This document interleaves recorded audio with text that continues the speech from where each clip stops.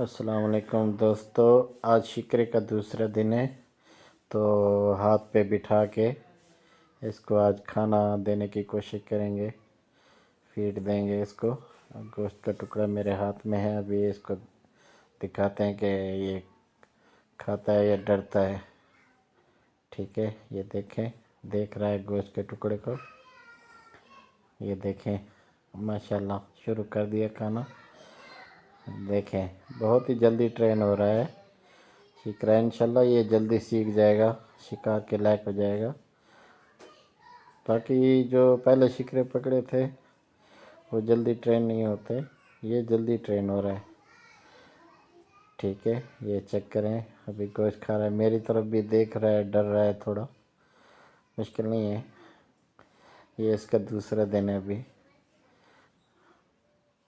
Check करें, माशाल्लाह खाना खा रहा है। डर भी रहा है, देख भी रहा है मेरी तरफ। ये देखें, चेक करें, खाना खा रहा है।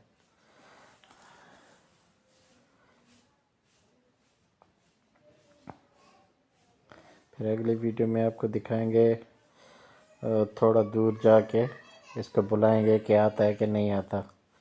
ठीक है, ऐसा ऐसा दूर होते जाएंगे, इसको बुलाएंगे ताकि ये शिकार के लिए रेडी हो जाए।